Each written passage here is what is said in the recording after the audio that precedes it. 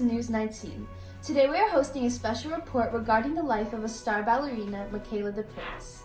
Michaela DePrince is born in Sierra Leone. She has achieved great success and is now featured in Dancing with the Stars. She also attended Dutch National Ballet. However, Michaela's successes did not come to her easily. She experienced many hardships throughout her journey. Indeed, Ms. Franceschi held a private meeting with Michaela, who informed us on how her life changed from being number 27 to a world-famous ballerina. Greetings, everyone. Today we are here with Michaela DePrince. Greetings. So Michaela, we know that in your early life, they were difficult and filled with many obstacles. That's correct. In my life as Mabinti, my father died due to rebels who were invading the town in Sierra Leone in the war. Wow, that must have been devastating. What did you and your mother do when your father passed? My mother and I were forced to move in with our uncle, who mistreated us in many ways. Soon after, my mother died due to an illness. What happened to your mother after she passed? Because of my skin condition called vitiligo, I was seen as worthless or even considered a devil child. My uncle abandoned me and dropped me off to an orphanage. There, I was number 27, which meant that I was the least favored child. I assume you were mistreated at the orphanage. How did it feel like when you were treated as number 27? You were correct. Being number 27 meant that I received the least amount of food and got the most maltreatment from the caretakers. However, through this, I would meet my best friend and sister, Mia, who was also named Mabinti at the time. I see off my basic knowledge, you found out what a ballerina was at this time. How did you find this out in your country, Sierra Leone? I discovered my love for dance in an orphanage on a windy day. I was playing by the gates when I noticed a magazine cover was stuck on the gate. I picked it up and saw a beautiful ballerina on the front. From then on, I knew I wanted to become just like that dancer. I see. What did you do to express your love for your new ballet? I began practicing dance and showed it to a favorite teacher of mine. Unfortunately, this teacher would not be able to see out my dream. What do you mean by this?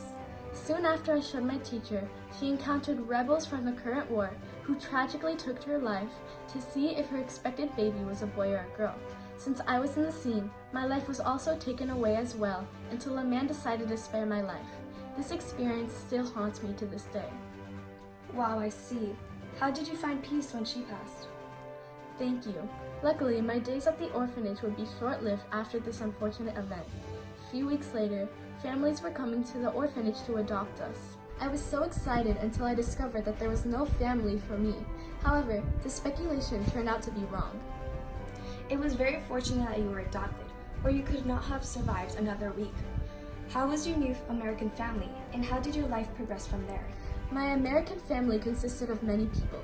Elaine Charles DePrince, Mia, my sister, me, Teddy, who sadly passed away, and Mariel, Amy, Adam, and many more members.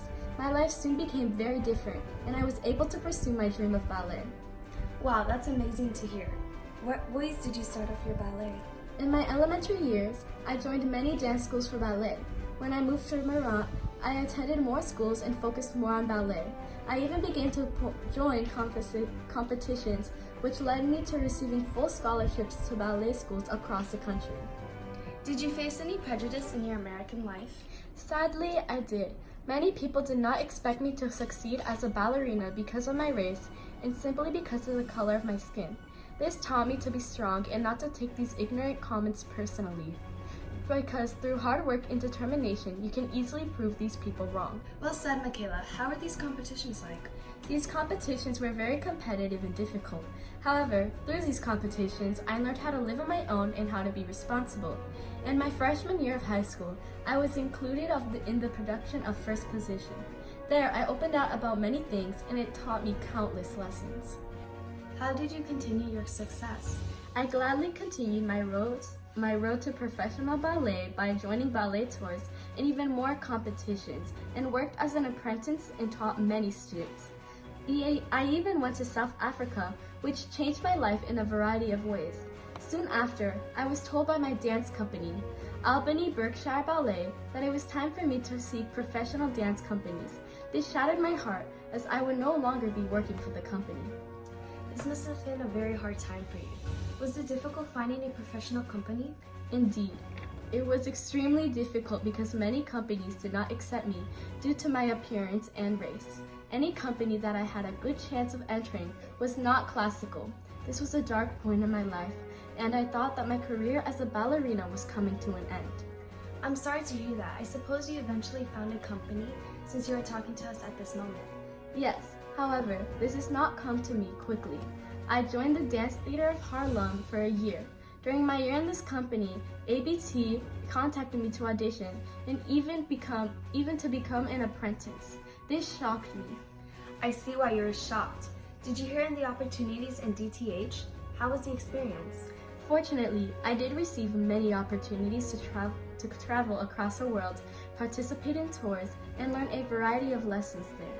My last performance there was a Black Swan. There, I was casted as the Black Swan.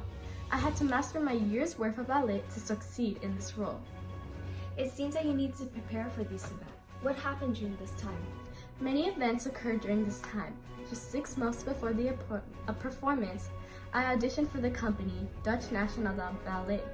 I was unsure of whether or not I was going to make it. Luckily, I did. I also took 3 months off DTH to visit Africa once again. Then I was invited to be a U.S. spokesperson for children affected by war. Wow, that's an incredible thing to hear. What happened after this amazing performance? I became committed to Dutch National Ballet. I was also featured in Dancing with the Stars and won an honoring award that honored my bravery and dedication.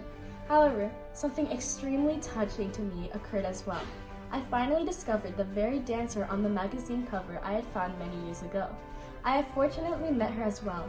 It felt like a dream. If it wasn't for the woman on the magazine, Melanie Mazak, I would not have been here today. Wow, that is very touching. It looks like this is all the time we have for this interview. I am truly moved by your amazing story and have learned so much from you today. It was a pleasure meeting you, and thank you for joining us. Thank you for having me. I am thankful to be able to be here to tell you my story. As we've concluded from this interview, Michaela is a prominent example of determination, courage, and hope. We hope to see her flourish even more, and we are delighted to have her share her experience. This is News 19, reporting from all across America.